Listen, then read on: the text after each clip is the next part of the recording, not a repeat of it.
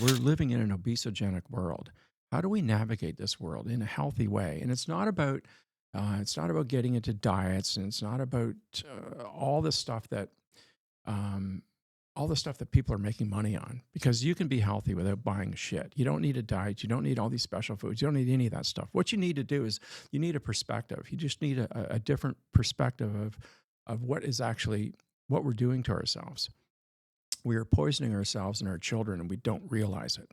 And that's what I do in my talk. I walk people through the fact that health is a choice to a great degree. Now, obviously, we can all get that dreaded result from a a test report. I mean, no, but that aside, we have an unbelievably large control over our health.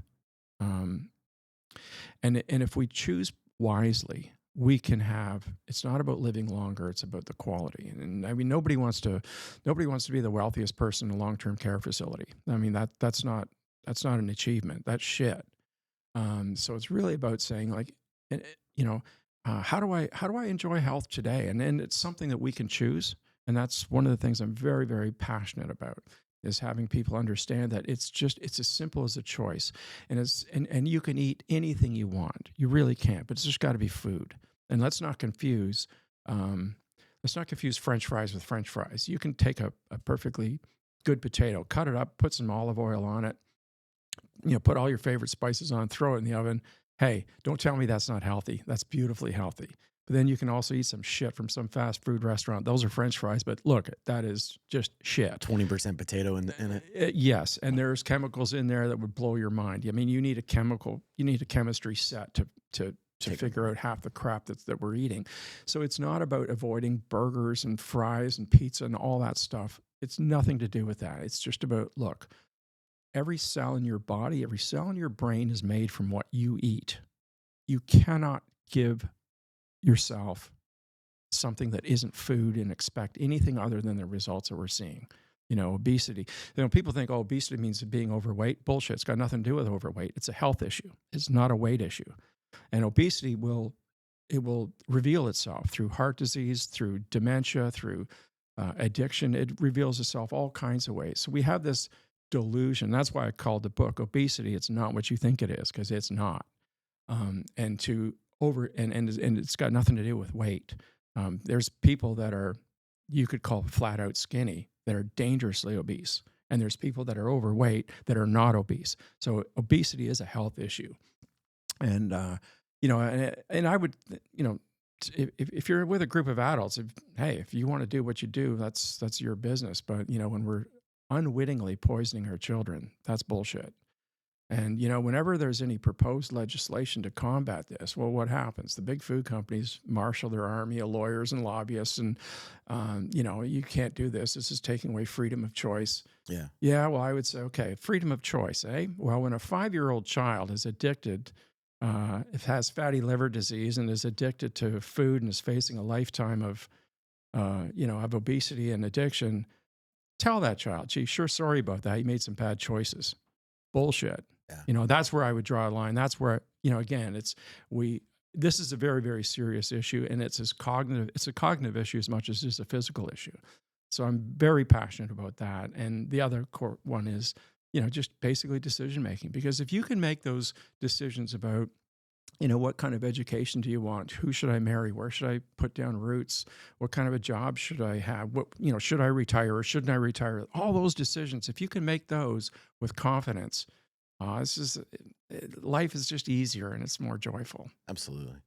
On the food thing, it's super interesting. Like I've got to take stomach pills like every Uh-huh. day because I get really bad acid reflux Uh-huh.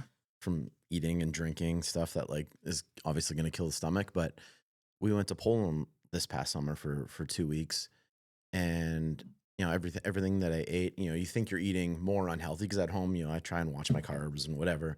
Over there, you just kind of eat everything, and you're eating way more desserts and way more other shit.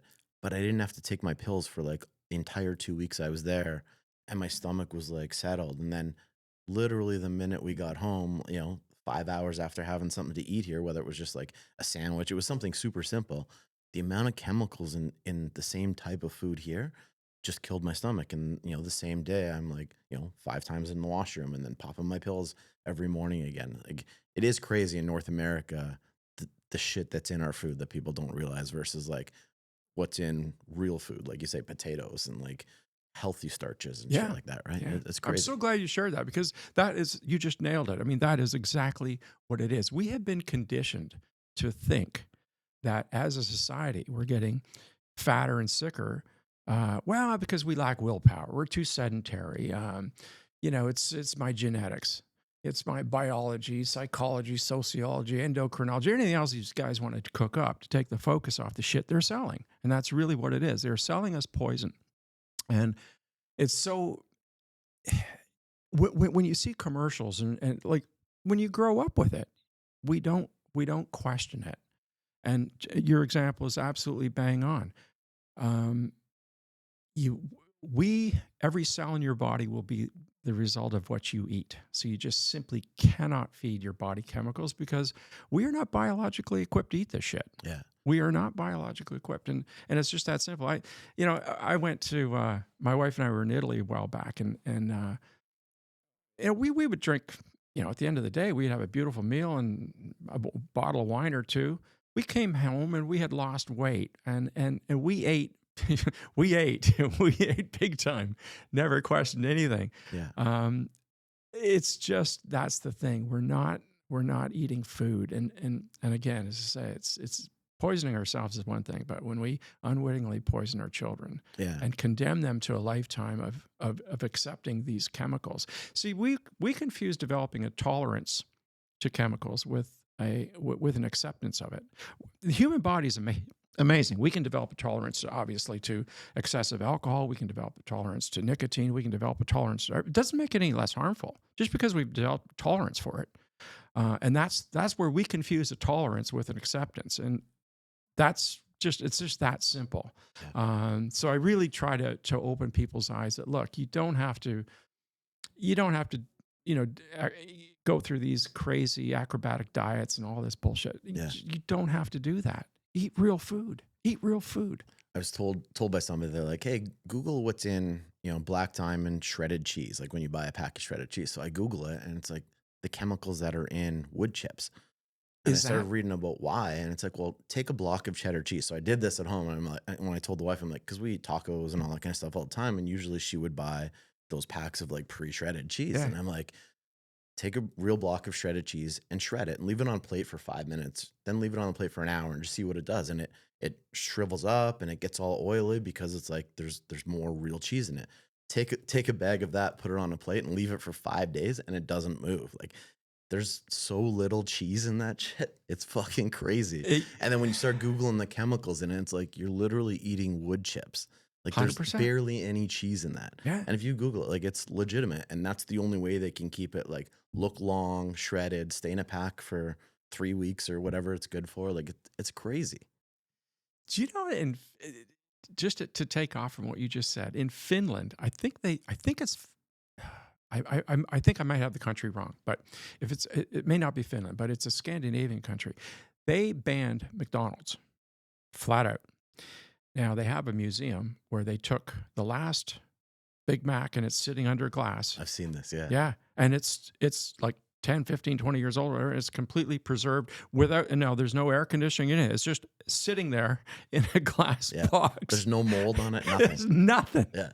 Like, oh my God. Like, how do you get your head around this shit? Yeah. It's just mind-boggling. And you know what? And I'm certainly not I'm not ragging on the food companies because it's not their job. And in fact, they could be sued by their shareholders if they said, our first concern is to look after the public. Because no, your first concern is to your shareholder. You have an obligation, and you could be sued if you didn't do that. So we often think, oh, okay, we gotta legislate against these food companies and make them do this. That's a huge mistake. That's the fundamental mistake we're making. No, it's not up to the food companies. It's up to you. You have that power. You can teach you have the power for yourself and for your children to start saying, no, you know what, we're only going to give ourselves real food. And that's your power. So I think the big mistake we've been doing is saying, well, we need to legislate. Of course, let's suppose let's say you're a senator in Georgia. Well, okay, so you got millions of people working for Coca-Cola. Are you going to vote against that? And, it would be political suicide. So we keep trying to get someone else to do it. And I think that, and I believe that pretty much everything that happens in our life is all about just a switch in perspective. Like, you get this Saul in Damascus kind of this revelation. When you get that, it's a wonderful thing. And that's what I'm hoping people can get, that revelation when I do a talk on, say, obesity. Is okay, you know what? I don't need to buy anything. I just need to spend a little bit of time and start making some food, enjoying food. Because the moment you like, I could not, if I was to eat anything like whether it's McDonald's or anything else, I know for a fact I couldn't even hold it down. Just walking past those things now, when you're so used to eating real food, you just walk past it. It makes me nauseous. It's just it's disgusting. But it takes a while to get used to it, because once you reset your palate, your taste buds, everything tastes different, because we are so used to hyper palatable things. Like you drink, say, apple juice or something. Well, it doesn't taste like it. It's hyper. It's all hyper chemicals. It's over flavored. Yes, precisely that. It's so when we restore our palates, all of a sudden you can't eat this shit anymore. You will know automatically when you're eating garbage, because it just Tastes fake. And it doesn't work when it gets into your stomach either, Yeah. as you just said. For It sure. just doesn't work, because your Yeah. body's going like, "Come on, man! All I want is some food."